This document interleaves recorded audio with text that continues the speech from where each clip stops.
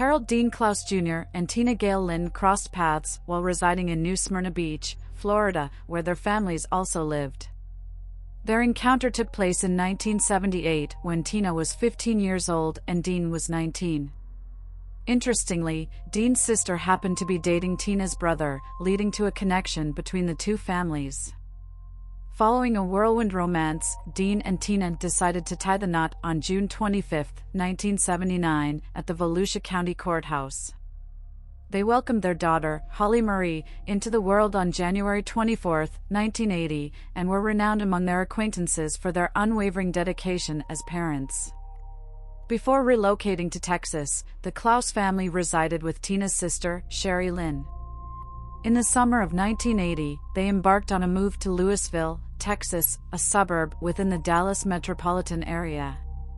This region was experiencing rapid growth during the early 1980s, marked by a construction boom. With Dean's expertise as a skilled cabinet maker, they sought opportunities for a stable job within the trade in Texas. Dean successfully secured employment with D.R. Horton Homebuilders, while the family temporarily lived with Dean's cousin as they saved money to purchase their own home. Holly was only 1 year old at the time of this relocation. Despite the occasional instability of work during this period, no one who knew them observed any tensions between Dean and Tina. In late October 1980, Dean Clouse and Tina Linn unexpectedly lost touch with their respective families, a mere few months after moving to Texas. It is now believed that their tragic deaths occurred sometime between October 1980 and January 1981. The grim discovery of their decomposing bodies took place on January 12, 1981.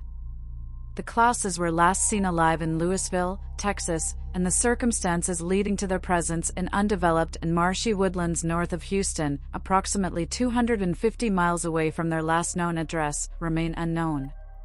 In 1981, after several months had passed with no contact from Dean and Tina, Dean's mother, Donna Casasanta, reported the couple as missing. Unfortunately, the police displayed little initiative in investigating their disappearance, firmly believing that the young family had deliberately chosen to sever ties. They pointed to the peculiar return of the Clouses' car to Florida by individuals associated with an unidentified nomadic religious group. This skeptical attitude hindered the progress of the investigation. Meanwhile, the families of Dean and Tina took matters into their own hands, engaging in grassroots efforts to locate their missing loved ones. One such endeavor involved reporting their disappearance to the Salvation Army, an organization known to track missing persons. However, no information on the Clouses surfaced in the Salvation Army's database, and consequently, their case did not make it into federal databases of missing individuals. On January 12, 1981, the lifeless bodies of the Clouse couple were discovered in a marshy wooded area just north of the Houston city limits, in northern Harris County, Texas.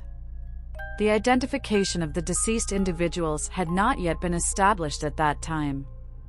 The somber revelation came about when a civilian's dog, allowed to roam freely in the woods, returned to its owner with a decomposing human arm, sparking concern and prompting search parties to scour the vicinity. Following the dog's discovery, search teams located the extensively decomposed remains of the Clouses near Wallaceville Road. The bodies were found in close proximity to each other, indicating that they were part of the same tragic event. Although heavily decayed, with the male body already in a partial state of skeletalization, their facial features were still discernible enough to create reconstructions of their appearances. Despite the advanced decomposition, a subsequent examination concluded that both victims had fallen prey to homicide. The female had been strangled, while the male had been bound, gagged, and brutally beaten to death. It is believed that the female was attacked first, and the male met his tragic fate while attempting to protect her. Alongside the bodies, investigators discovered a bloodied towel and a pair of gym shorts, which added to the puzzling circumstances. It remains unclear whether the couple had been slain at the location where their remains were found or if their bodies had been transported there afterwards, adding an additional layer of mystery to the case. Despite intensive investigation, the authorities faced significant challenges in identifying leads related to the case. The initial age estimates for the victims suggested that they were likely teenagers or young adults, but concrete details about their identities remained elusive. Early theories proposed that the female victim was the initial target of the attack, with the male victim meeting his demise while attempting to protect her.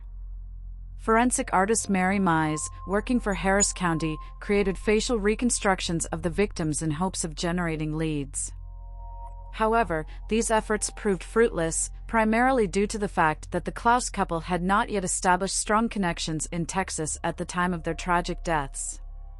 Consequently, their reconstructions failed to yield any substantial breakthroughs in the investigation. Regrettably, the identities of the victims remained unknown, and they were laid to rest in the Harris County Cemetery under the designation of does. Despite ongoing efforts, no arrests were ever made in connection with their murders. Even after the victims were identified, the case continued to remain unresolved, leaving their families without justice. In July 2011, a significant development took place as the bodies of the Clouse couple were exhumed with the primary purpose of extracting DNA. Originally, the intention behind the DNA extraction was to determine if the victims were related to each other. The funding necessary for the exhumation was obtained through a grant awarded to Harris County by the National Institute of Justice. This grant aimed to facilitate the exhumation of multiple unidentified murder victims, including the Clouses, in order to extract their DNA and input it into databases for potential identification. Jennifer Love, the forensic anthropology director of the identification unit in the Harris County Medical Examiner's Office, assumed responsibility for overseeing the exhumation process of the Clouses. This undertaking marked a significant step forward in the investigation. Subsequently, further progress in genealogical research related to the unidentified victims, known as the Harris County does, was made possible through additional funding. This funding was secured from AudioCheck, a true crime podcast company, demonstrating their commitment to supporting the pursuit of truth and justice in unresolved cases. In late 2020, the task of identifying the unidentified victims, referred to as the does, was entrusted to Identifinders International, a genetic genealogy organization based in California. Forensic genealogists Misty Gillis and Allison Peacock, utilizing the GEDmatch genetic database, were assigned the responsibility of uncovering the identities of the victims. Gillis focused on tracing the male victim's genetic lineage, while Peacock concentrated on tracing the female victim's ancestry. During their investigation, Gillis discovered multiple distant genetic matches in Kentucky that ultimately led her to a Clouse family who had relocated to Florida. Gillis meticulously followed the Clouse family's genealogy until she identified an extremely close match with the male victim.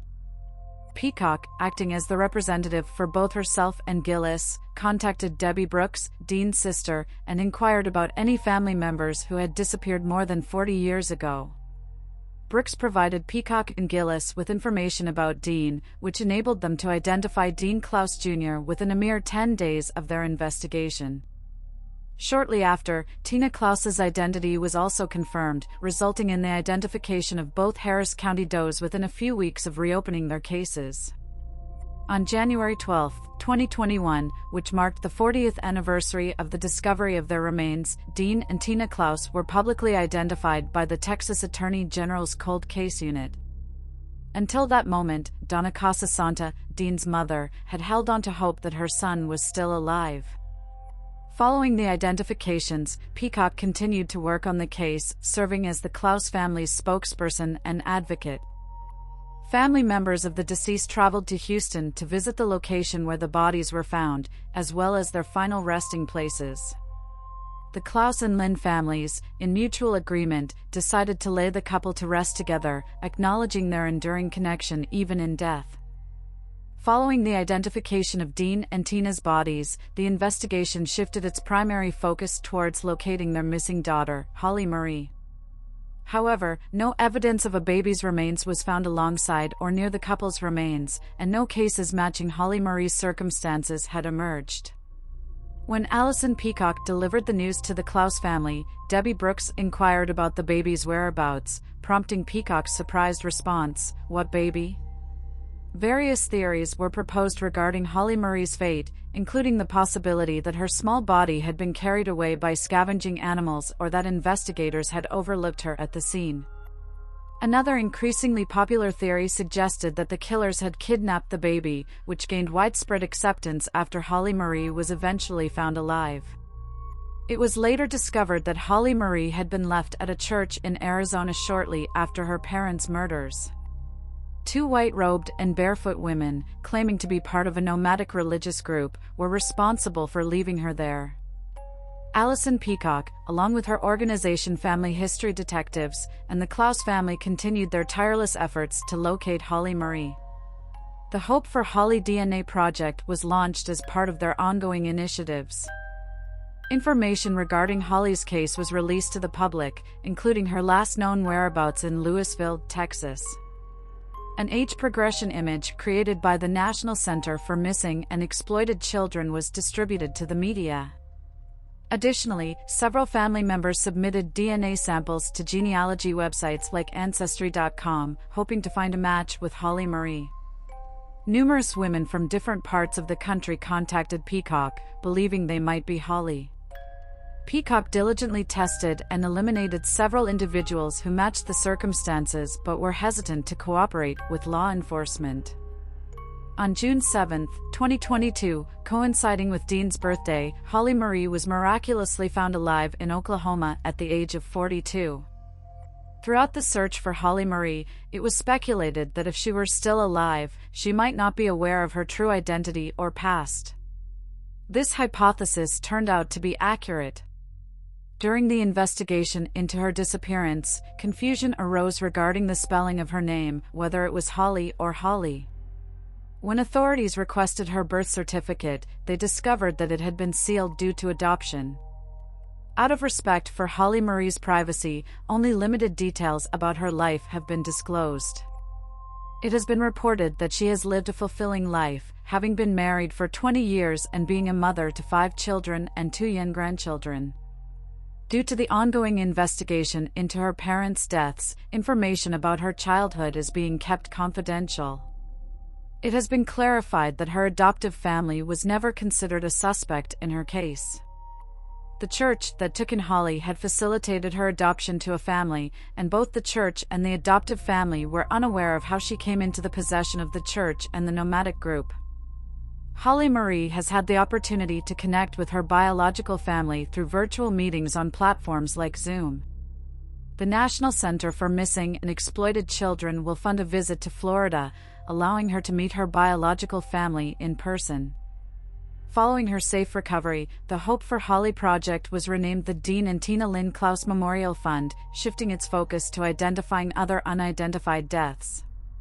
The fund is available on GoFundMe to support this cause.